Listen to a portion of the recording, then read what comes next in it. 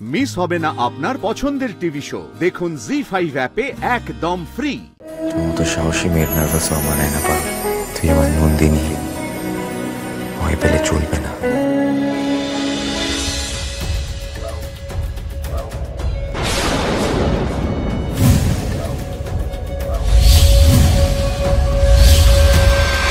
আরে সূর্য, তুমি এখানে? নন্দিনী যক্ষপুরী সাজানোর দায়িত্ব নিয়েছে, আমি আসবো না সেটা কি করে হয়? তুমি জানো যে আমরা রক্তকরবী নাটকটা করছি? জানি, আমি তোমাদের সবার খবর রাখি। তাহলে নিশ্চয়ই এটাও জানো যে এই নাটকটা রায়ান ডিরেক্ট করেছে। ভেবেছিলাম বসুয়ারির ধ্বংসলীলা আপাতত আমি স্থগিত রাখবো, কিন্তু এই রায়ানের প্রশংসা করে তুমি আমার বুকের আগুনটা আবার জ্বালিয়ে দিলে পারো। এই তো পেয়ে গেছি। পারুল, কাল এখানে তোমাদের নাটক রক্তকরবী, আর তোমাদের এই রক্তকরবী নাটকেই কাল রক্তপাত হবে। রায়ানের রক্তে ভেসে যাবে তোমাদের গোটা মঞ্চ। আমাকে তুমি বাঁচিয়ে ভুল করলে পারুল। একবার যখন আমি উঠে দাঁড়িয়েছি,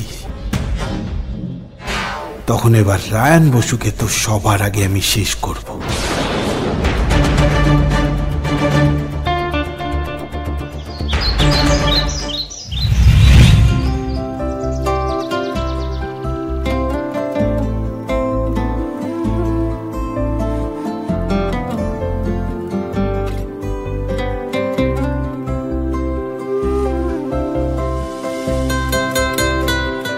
সাধারণ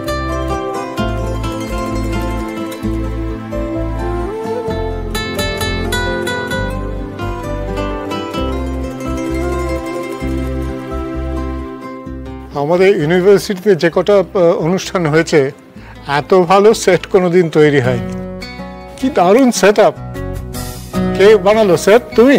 না স্যার, পুরো কৃতিত্ব পারুলের। আমি জাস্ট একটা ডিজাইন করে দিয়েছিলাম, বাট সেট ডিজাইন অনুযায়ী এক্সিকিউশন পুরো ওই করেছে। শুধু আমার একার কৃতিত্ব লয় স্যার, আমার বন্ধুরা এই সেটটা তৈরি করবার লেগে বিশাল খেটেছে।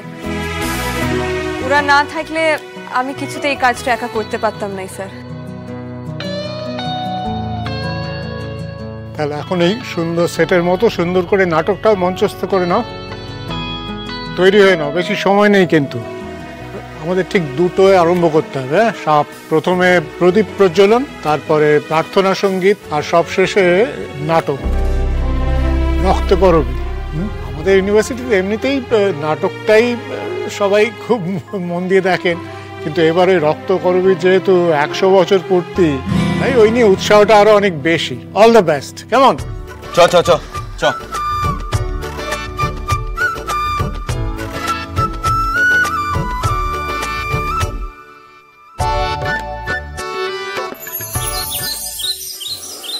বসো বসো। বাবা সুস্থ হয়ে ঘরে ফিরে এলে কি চিন্তাটাই না আমার হচ্ছিল। আচ্ছা, তোমার কি মাথাটা খারাপ মালতী? এরকম কাণ্ড কেউ করে? এরকম ভুল কেউ করে? থাক থাক, যা হওয়ার হয়ে গেছে রানু, আর এসব কথা বলতে হবে না। তবে মালতী, আমি তোমাকে একটা কথা বলছি, আর কোনো দিন চঞ্চলের কোনো অন্যায় তুমি মেনে নেবে না। যে সাহসটা তুমি করেছো, সেই সাহসটা যেন সারা জীবন বজায় থাকে। একটা কথা মাথায় রাখবে, অন্যায় যে করে আর অন্যায় যে সহে, তব ঘৃণা যেন তারে তৃণ সমদহে। তাই এরপর থেকে কোনোদিন কোনো অন্যায় সহ্য করবে না তুমি। কথা দাও আমার। কথা দিচ্ছিল তুমি বৌদি, আমি আর কারো কোনো অত্যাচার সহ্য করবো না, কারো কোনো অন্যায় সহ্য করবো না। আমি তোমার কথা মতো আমার নিজের স্বপ্নটা পুরো করব, কথা দিচ্ছি। দেখো, রবি ঠাকুরের কথাটাই যখন বললে, তখন বলি এই মালতীকে আজকে ঘরে নিয়ে আসার খুশিতে আমরা একটা কাজ করি না, আজকে ন্যাড়া গোয়ালে সন্ধ্যেবেলা রবি ঠাকুরের জন্মজয়ন্তী পালন করি। কেন হবে না? বাহ, এ তো অতি উত্তম প্রস্তাব গোপাল। তাইলে এক কাজ করো রানু, তুমি বরং গিয়ে বলাইকে বলো গ্রামে গিয়ে সবাইকে বলে দিক আজকে সন্ধ্যেবেলা আমরা নাড়াগোয়ালে রবীন্দ্র জন্ম জয়ন্তী পালন করবো, বুঝলে? হ্যাঁ দাদা।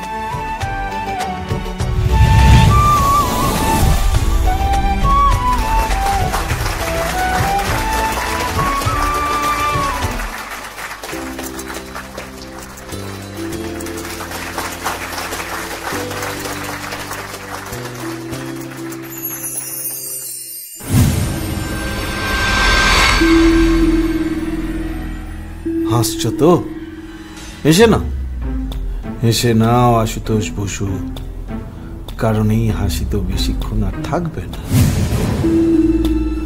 হাসি মুখে এসেছো, হাসি মুখে আছো, তবে ফিরবে বুক ফাটা কান্না আর আর্তনাদ নিয়ে। অপেক্ষা করো, আর একটু অপেক্ষা করো।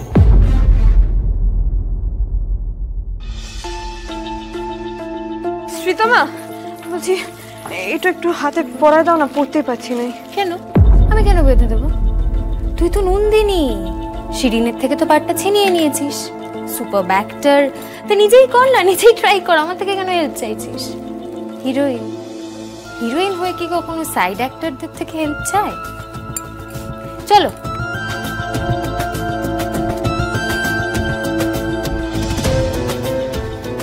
পারুল, তুই এখনো রেডি হসনি? সবাই তো ব্যাক স্টেজে। আরে বাবা, আমি মালাটা পরতেই পারছি না এই হাতে। ওদেরকে বললাম একটু সাহায্য করে দিতে, কিন্তু কেউ করলোই নাই রে। প্রথমেই এত বাধা, কি করবো বল?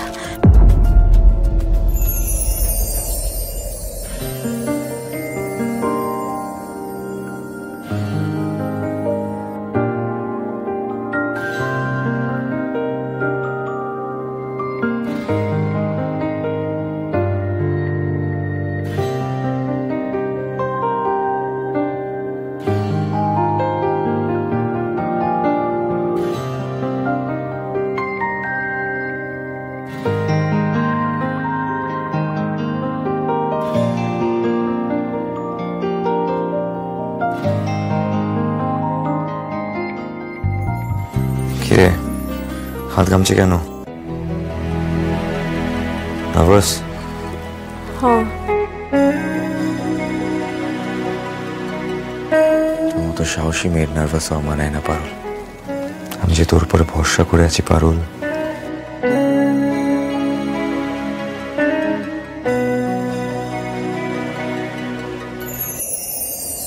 তুই আমার নন্দিনী, ভয় পেলে চলবে না। আমি জানি আজ তুই পাঠিয়ে দিবি, ভেরি শিওর। জি5 ডাউনলোড করুন আর সব এপিসোড দেখুন একদম ফ্রি।